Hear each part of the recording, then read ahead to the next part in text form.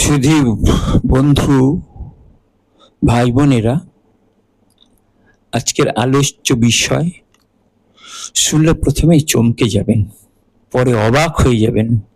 একেবারে সত্যি অবিশ্বাস্য। গল্পের নাম কি? দুই নারীর মিলনে পুত্র সন্তান। কে সেই পুত্র সুসন্তান? হ্যাঁ, সে ছিলেন রাজা ভগীরথ, যিনি গঙ্গাকে মর্তে নিয়ে এসেছিলেন। এই অসাধারণ কাহিনী বাংলার কৃত্তিবাসী রামায়ণে বর্ণিত আছে। এছাড়া বাংলা পদ্মপুরাণেও পাওয়া যায়। আমি শ্লোকের কিছু অংশ আমি পড়ছি। অরাজক হলো রাজ্যে অযোধ্যা নগর, স্বর্গেতে চিন্তিত ব্রহ্মা আর পুরন্দর। শুনিয়াছি জন্মিবেন বিষ্ণু সূর্যকুলে, কেমনে বাড়িবে বংশ নির্মূল হইলে। ভাবিয়া সকল দেব যুক্তি করি মনে, অযোধ্যাতে পাঠাইল প্রভু ত্রিলোচনে।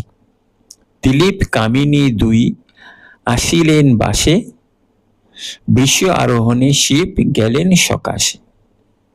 দোহাকার প্রতি কহিলেন ত্রিপুরারি, মম বরে পুত্রবতী হবে এক নারী। দুই নারী কহে, শুনি শিবের বচন, বিধবা আমরা, কিসে হইবে নন্দন।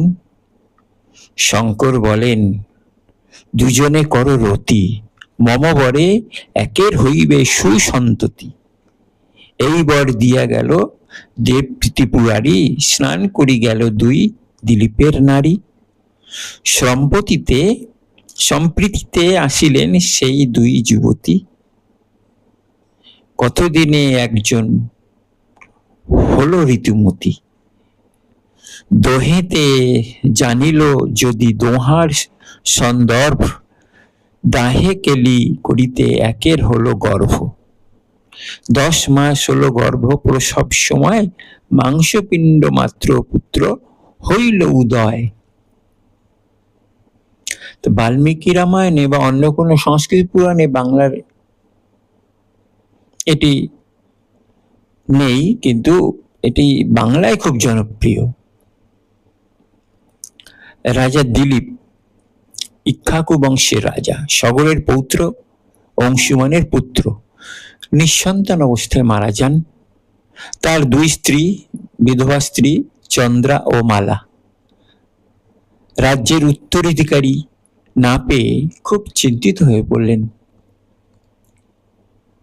রাজবংশের ধারা বজায় রাখার জন্য তারা দেবাদিদেব দেব শিবের কাছে প্রার্থনা করলেন এবং তাকে প্রার্থনা করে তাকে স্বপ্নে মাধ্যমে একদিন দেখলেন বা সাক্ষাতে আবির্ভূত হলেন এবং বললেন, তোমরা দুজন পরস্পর মিলন করো, মানে রতিক্রিয়া করো, আমার বরে একজন গর্ভবতী অবশ্যই হবে। দুই রানী শিবের আশীর্বাদ মেনে নেন। তারা স্নান করে পবিত্র হয়ে পরস্পরের সঙ্গে মিলিত হন। ফলে একজন, সম্ভবত বর্ণনায় আছে বড় রানী, গর্ভধারণ করেন। 10 মাসে একটি মাংসপিণ্ড জন্মায়। তারা হতাশ হয়ে যান। সেটি তারা গোপনে ফেলে দিতে চান যে ভগবান আমাদের এই কি হলো। সে লজ্জায় তারা ওইটিকে গোপনে ফেলতে যান। এমন সময় এক ঋষি, অনেক জায়গায় বলছেন অষ্টাবক্র ঋষি, সেই ঋষি বলছে, কি করছো, কি অন্যায় করছো, কি পাপ করছো। বলছে, ঋষিবর, আমাদের যে গর্ভে যে সন্তান হওয়ার কথা ছিল সেটা না হয় এক মাংসপিণ্ড, মৃত মাংসপিণ্ডের জন্ম হয়েছে। বলছে, ঠিক আছে, আমার কৃপায় এই মাংসপিণ্ড থেকে এক সুস্থ এবং সুন্দর সুপুরুষ জন্ম নেবে এবং তারই নাম হবে ভগীরথ। তাই ভগীরথের জন্মকে অলৌকিক সৃষ্টি বলা হয়। শিশুটি দুই নারীর ভগের মিলনের ফলে জন্ম নেওয়া, তার নাম ভগীরথ রাখা হয়েছিল।